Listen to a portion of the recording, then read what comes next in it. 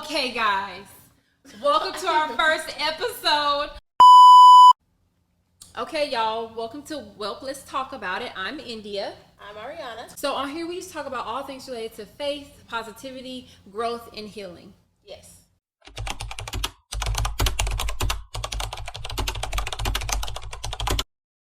How women, we operate on fumes, basically. Yeah. Like we just keep going, we keep pushing ourselves, and I almost feel like we're trained to do that from a little girl, right? Yeah. But what we want this episode to be is just a simple reminder and just another confirmation for you that you need to take care of you first and that it's okay to do so. Right. I agree. I think it's really hard to get lost into the day-to-day of work, kids, your spouse, friends, family, just all kinds of things, and you don't take the time for like self-care or just sit with your feelings and ask yourself, what is it that I'm going through? What is it that I need from my friends, my sister, my brother, my husband, my wife, like whoever, to help me get back to a space where I feel, I feel seen, I feel heard, I feel whole, because we were designed to have relationships. We weren't made to just be alone or to just figure life out by ourselves. And God gave us people to fulfill certain needs and desires here that he can't necessarily fulfill. Not that he doesn't have the power to, but he created those people to help you fulfill those needs and desires. And I feel like we have to utilize the people around us better. Like, speak up when you're hurting, or be like, I don't know what's wrong with me, but I just need a hug from you right now. And let that be okay.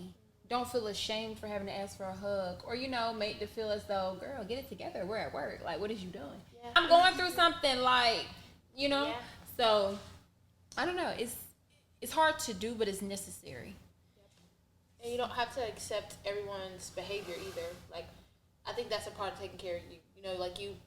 You go in several different environments. You're surrounded by several different groups of people, right? Like, you go to work, you go to church, you go to the grocery store, you go shopping, you go with your friends, like.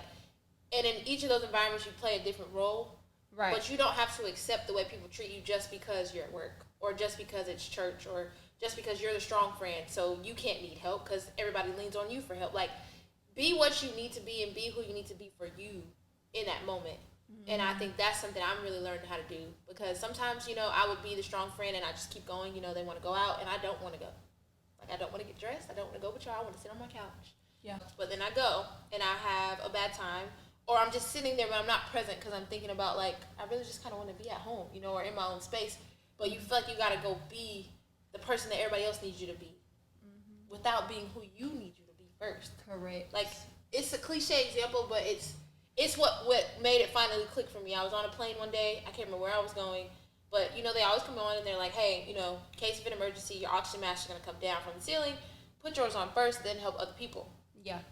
You got to do that every day. Yeah. I got to put my mask on first before I can help other people. I have to journal in the morning to set my day up the right way. I've done it. I've woken up and not done it. Day's trash because I didn't have my time with Jesus.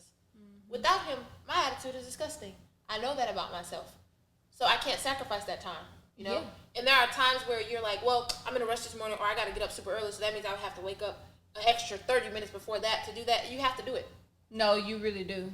You really do. Like, I'm real hot right now because I can't find my AirPods, because when I go to work, I literally put in my AirPods and I listen to sermons all day at work. Literally, that's what helps me get through the day. Mm-hmm. I just put Pastor Stephen Chandler on, and now I done discovered Pastor Darius Daniels. He be playing, and if I'm not listening to one of them, I'm listening to some type of inspirational or motivational, just something uplifting, because you're right. You have to, like, fill up your spirit. Yep. Before you're able to, pour into other people. Yeah. Without being made Drained. to feel like you're left on empty. Yeah. I can't remember how to pronounce her name the right way. I always mess it up. But Ivania. She had this video. It was from a long time ago. She was on Oprah. Yeah. It was a while ago. But in the video, she said, no, I have to pour into my cup to the point where it's full and it's overflowing. And then the overflow is for other people. Correct. But so many of us have empty cups, and the fumes that we do have, the little drops that we have left, we give those away. So now we're really operating on empty for ourselves, but everyone else around me is good, so I guess I'm okay. No. Yeah. And I think, I don't know, older generations would say that's that new age one because you're supposed to take care of everybody around you. And like, yes, I am. But that doesn't mean that I have to take care of everyone else and not take care of me too. Correct. Like, you can do both. Does it take more effort? Does it take more planning? Does it take a sacrifice in some areas? Yes. But it's worth it. It is. Because Ari on 100% versus Ari on fumes, two different people. Exactly. And they can sense the difference. People can tell the difference, you know. And, yeah, I agree with everything you said. It's just hard to do because to be able to even get to a place where you recognize that and you see that, you got to rely on God because he's going to give you the strength that you need to be able to assess that and be like, you know what? I'm going to say no to that today. Yeah. Instead of just be like, you know what? I'm just going to go ahead and do it because, you know, I already said no. Yep. God's like, it's okay to say no. Mm-hmm. He didn't say no.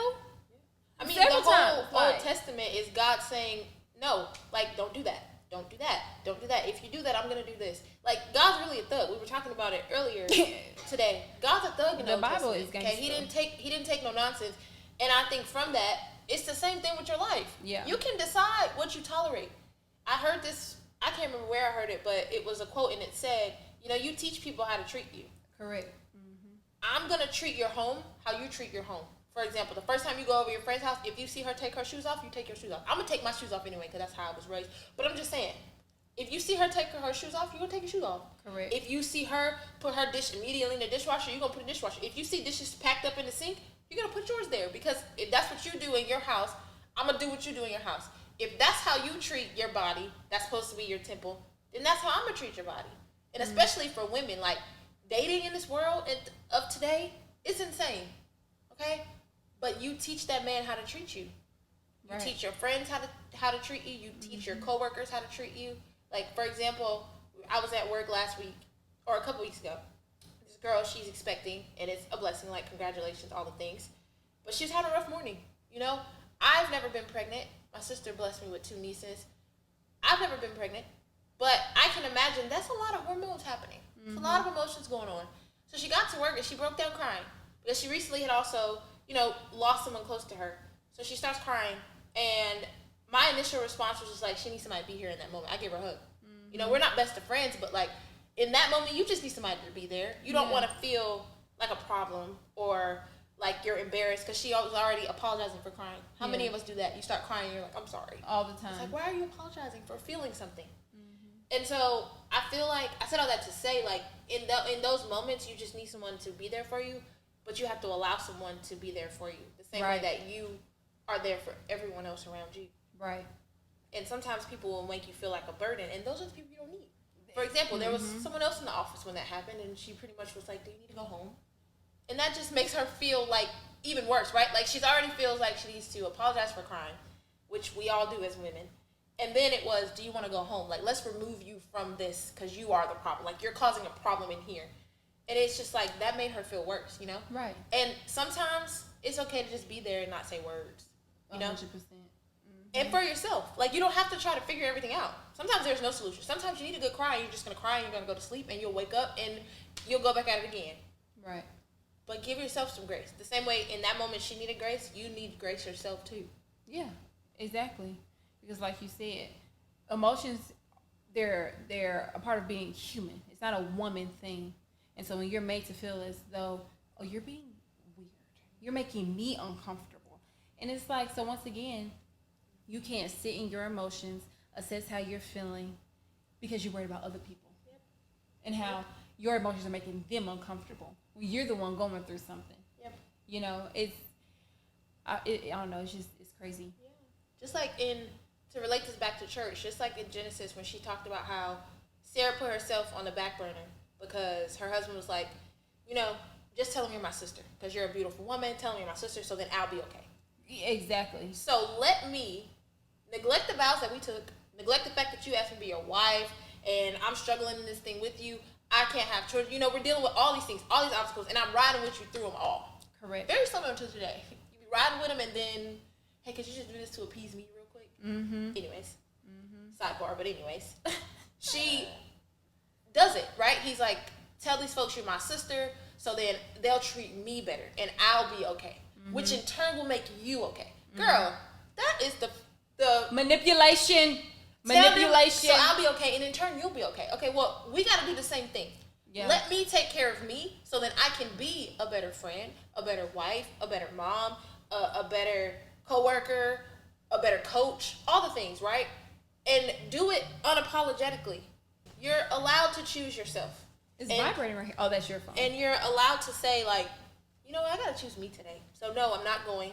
Friend, I love you, but I can't go out tonight, you know? Yeah. Babe, I just need some me time. If you could give me 10 minutes, you know? And even with your children, I love my nieces to death. They come over here, go to the room and close the door because Auntie needs a second because y'all doing the most. It is okay to do that because what's the alternative? Snapping at the kid?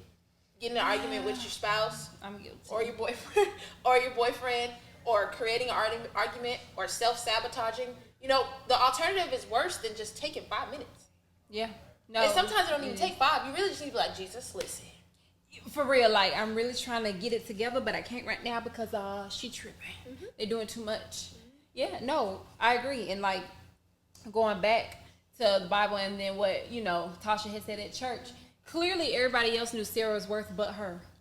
And it's like, I feel like that speaks to us women sometimes. Like, everybody else sees how valuable we are because they're always wanting something from us. And it's like, but we don't even see the value in ourselves. Or the things that we think we're giving to other people, they're like, oh, that's no big deal. It is, though. It really is. And I guess we have to be more proud of the things or the gifts that God has given us that we are blessing other people with, and know how to, you know, still spread the love, but not let it drown us out, you know, and not let us feel overworked and, you know, tired, because you have to, you can't give somebody all of your best and not have nothing left for yourself. And you can humbly acknowledge your talent. You can humbly acknowledge the fact that, like, I did a good job on that, you know? And she was saying, like, you know, at work, stop giving away your stuff for free, right? Like, somebody come to you and say, hey, I need this information for this person. She said, start asking them who need it. I'll tell them. Yeah. I'll show them. Because we go and we give it to the middleman, essentially, and then the credit is given to them, not us, right? How many times does that happen? Or you do something really great or really beautiful or whatever, and you diminish it. You're like, oh, girl, that's just, you know, that's just, no, it ain't just, you know, nothing. That was amazing, and give yourself credit, right? Yeah. I don't care what it is, how small, how big. Like, celebrate the small wins and celebrate the things that you do that you think are the norm, but they aren't. Like, that's usually your gift. It's something that, like, people look at you and they think, wow, I've never been able to do that. And you think to yourself, like, that's just how I do stuff. Yeah. And it's like, no, that's your gift. But titles do not make you entitled to nothing. Like, I don't care who you are. I don't care what your occupation is. I don't care how many figures, like, how much money. Like, I don't care about none of that. You are human. You are a child of God, just like I am. So we are the same. We're equal. Like, I don't know. There's just no, I feel like there's no excuse to intentionally treat people poorly. No. Everybody makes mistakes. You say the wrong thing, have an attitude, whatever. But to intentionally treat somebody poorly based off of whatever reason you want to try and make is not acceptable. And I feel like that's been done to me before. And I refuse to treat other people like that. Because even before I knew how that felt, I just didn't feel like it was right, you know?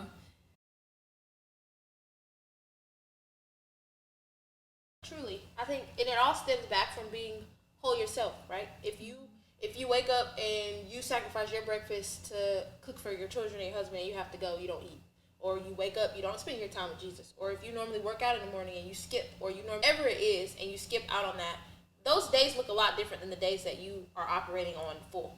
Yeah. And I think that's the whole point, right? Like, you can't go meet people where they are if you haven't filled India up first. And I can't go be Coach Ari if I'm running on E, because I have to go pour into 14 different personalities and 14 different athletic levels and all these things. I can't go do that if I'm on E. Yeah, because your irritability threshold is going to be a lot lower when you don't. I'm telling y'all, that's why I be listening to my sermons at work, because it's like I need that type of encouragement. I need that type of, just that spirit to take over me, because some of the stuff I have to deal with is like silly and dumb to me. And initially, my reaction just be like, you know what, we finna just go. But it's like I need that to be able to deal with it for 12 hours. Okay, so but yeah, we just wanted to come on here real quick and just share a quick message with y'all that you need to make sure that you value yourself, because everybody knows how valuable you are, but do you? Okay, don't let anybody diminish your light. Like, yeah, God put a light in all of us, and the more that you let people dim it, the more you will start to believe and train your mind to think that it is dim, and it's not. And if anybody is trying to dim your light, it's because you make them uncomfortable, because yours shines so bright. Yeah, that's on them, not you. Correct. Oh, and then tell them, you say it better than me, when the pastor was like, the devil can't convince you that God isn't real. The devil tries to convince you that you aren't worthy of what God has promised you, because he's trying to manipulate you to have that self-doubt. Don't think that you're worthy. Don't think that you're good enough and all that, because the demons know God is real. Everybody just know God is real. He's just trying to convince you that you ain't worthy of what all he promised you. So that's why he tries to plant seeds of depression, anxiety, self-hate, all the things, because he wants to get you to crumble. Tasha also said something she was like, you focused on your history, God already knows. Like, and he also knows where he's taking you in the future, but if you keep sitting there, you're letting the devil win. Exactly. Because you're letting him say, like, you remember when you said you weren't going to do that and you did it again? Yeah. First of all, here's the thing. God already knew he was going to do it again. And he already knew he was going to have to forgive you again because you were going to repent again. But here's the thing about it. He knew that already and still had your blessings planned and still has the purpose he put on your life planned. Mm-hmm. So the longer you decide to sit in the, I can't believe I did that, I'm mad at myself, I feel guilty about it, whatever the case, God didn't want you to feel any of those things, which is why he sacrificed Jesus in the first place, for you to be able to say, Lord, I repent, forgive me. Help me to turn away from my sin. Help me to, cleanse me, God, But if you decide to sit in the familiar and in the guilt and discomfort of what you did instead of focusing on what you could do, then you're just going to hinder you. And you're letting the devil win. Yeah. So it's a choice. You either focus on the history or you focus on the future. Focusing on the future means focusing on God and where you're going. Yeah. Focusing on the history is letting the devil win, and focusing on what you already did that you can't change. Don't be Lot's wife, okay? That part. Because what happened to her? Salt. Okay? Don't look at the past. He's already delivered you from it. So, yeah, y'all just keep going. I hope y'all have a good rest of the week. And I hope y'all subscribe, okay? And press the like button to get more episodes like this, okay? So, yeah, y'all have a good day. Bye.